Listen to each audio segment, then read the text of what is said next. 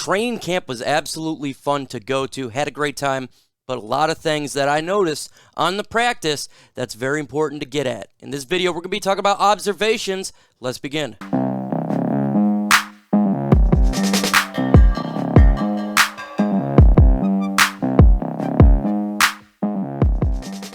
What is going on, YouTube, and welcome to Detroit Lions Talk with Mike or Mike. We talk all things Detroit Lions, news, rumors, analysis, breakdown, and everything regarding our franchise. In this video, we're going to be talking about the training camp observations that I was at. Kind of give me a real look at what this team looks like, what the question marks are, who's winning these battles, standouts, and everything, so we can get the information out there to you guys. But before we get in this video, if you are not a subscriber, smash that subscribe button. Let's get to 15,000 subscribers, as well as hit that like button. Let's get to 200 likes in this video. Huge shout out to everybody that I met over there, the subscribers.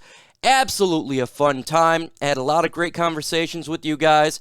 Really appreciated it. It was hot. It was muggy, but it was fun as well. Also, shout out to all the content creators. Everybody was there. It was a fun time having a conversation, seeing everybody face to face, and getting that one pride going. One of the things that I noticed for the Lions practice is the defense is improved from last year, no doubt about it. The defense was much faster than I was used to seeing from last year. They actually seemed like they know what they were doing.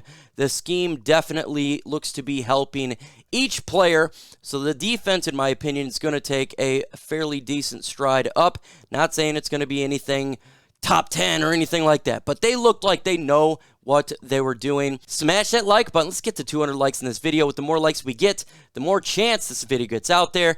Let's get to 200 likes, and with your help, I know it can get done. The corners did a great job. I loved watching Jeffrey Okudah going after Amon-Ra St. Brown. Those two were battling it. At one point, Jeffrey Okudah is going after Amon-Ra St. Brown. Amon-Ra hurdled him, jumped really high in the air. Jeffrey Okudah went under him. It was fan-freaking-tastic. Look, we're at the Olympics doing a hurdle relay race or something. It was funny, great to see that going on there with the defense and the battles taking place between those two, because these guys have been having it throughout camp, and they continue to do it, and that gets them both better. That makes them both better players for when they start the preseason, better players when they start in the regular season. All in all, this is what you want to see, is this type of competition. Mike Ford really stood out to me. He was all over the field. He was staying with his wide receivers. Stride for stride, every single time, batting the ball down. He seems much improved and definitely looking well with the new scheme. To me, the battle for the nickel corner is completely over. He really showed like he deserves to be a starter in the NFL, and he's going to be that guy. He's much improved. I loved seeing how fast and quick his hips were turning. It was absolutely amazing and feisty. He was feisty from the beginning of the snap to the end, and that's exactly what we want to see these players, because we didn't really play that hard for Matt Patricia, because who would want to?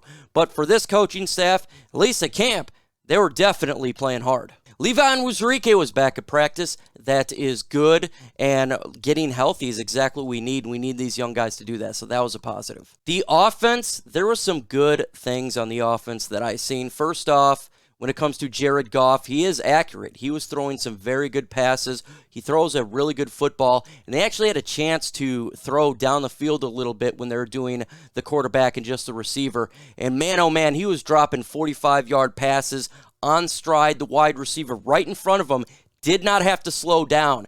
That is fan-freaking-tastic. When you can do stride for stride like that and the ball's landing in the exact spot you want it to, and the wide receiver doesn't need to do a big adjustment, that spells some good from the quarterback play. Tim Boyle was looking really good too. He got a very strong arm. Man, he can really sling that ball. The only thing that you probably want to see from him is a little more touch, because he just lets that ball rip really hard. He works in the touch. I think he can be a fairly good backup, in my opinion. I don't think David Blau is going to be the backup quarterback. He looked to have a little bit of a rough day for training camp. Khalif Raymond was looking fairly nice. That guy was getting in there. He's starting to catch the footballs. For a guy that you haven't really heard of, I thought he did a decent job. It's very easy to notice him because he's fairly small, but he was doing a good job with the little bit of work that he was getting. It was nice to see him catch some footballs. The fullback, Jason Kabinda, had a very big play. This guy is going to be on the team, in my opinion. He was running the ball very hard, but he could catch the football as well. Made a big play for about 20 yards. I love seeing from him. Jamaal Williams was fantastic. We got a running game, folks. These running backs are much improved from what I've seen in many, many years. They were hitting chunks, 5 yards a carry, big plays. These guys are all very good. And Jamaal Williams was showing the reason why we signed him. But the biggest standout for the running backs, and I am very happy that this occurred, was Jermar Jefferson. This guy has a cutting ability that breaks ankles. Man, he made a mover on the defender. The defender just almost fell, and he just went bam, really fast, straight. He's got that acceleration. He was a giant standout in camp. He looked very, very good, and I really wanted to get my eyes on him because this is an individual we haven't heard a whole lot about, but he's definitely looking really good. I loved seeing him on the field making those sick cuts. I can't wait for everyone to see that preseason if they give him some good chances, but he's got a sick cut. Subscribe to the channel. 54% of my audience is not subscribed. If you're watching it anyways, you might as well subscribe. You don't want to lose out on any Detroit Lions news and rumors. Smash that subscribe button. TJ Hockenson, being TJ Hockenson, he was catching everything, doing very, very good. He is definitely going to be a big target for Jared Goff. He continues to wreak havoc. I love seeing that. There was bad on offense, and there was a lot of dropped balls from the wide receivers. I don't know if they drank some sort of bad drink, but they were dropping everything, it felt like. Man, and because Jared Goff was throwing such good footballs, it was kind of shocking. He was getting it right in the window where you want the ball to be, but the guys just were not catching the football. And that's a little bit worrisome. It's a little bit worrisome because you need to be able to do your job as a wide receiver to get these massive downs for this offense to work. If Jared Goff is throwing you a ball right to where you should be catching it, hey, you got to catch that football. And I'm a little bit worried now from these drops. Maybe it was just a one-day thing.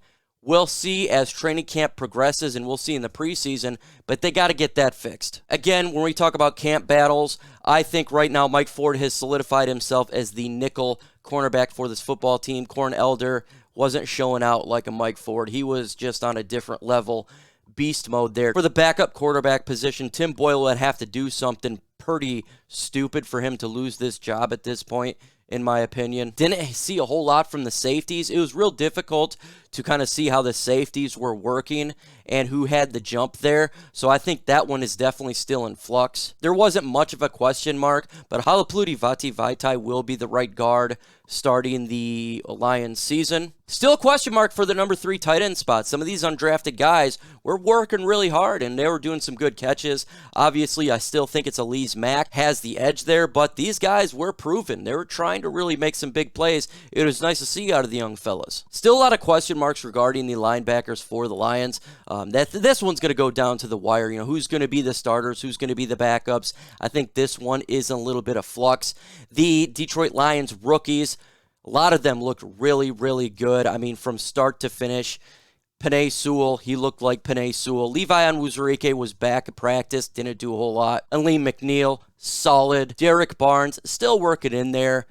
Amon-Ra St. Brown was looking awesome, definitely doing that hurdle, and Jermar Jefferson was killing it. I didn't see a whole lot from special teams. There's a couple high-end punts, but no field goal attempts, so I can't really talk about who's going to be the kicker. There was no field goal tries, so there's nothing to report on from the kicking position. To me, the players were working with passion.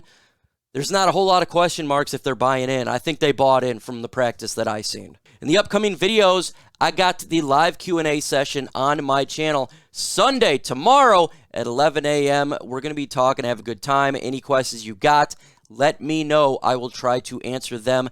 Videos dropping every single day about the training camp, any news, any rumors. And on Thursday, One Pride Podcast. And on Friday, Detroit Lions versus Buffalo Bills live watch party on my channel. It's going to be a fun time. Get ready because the season's nearly here.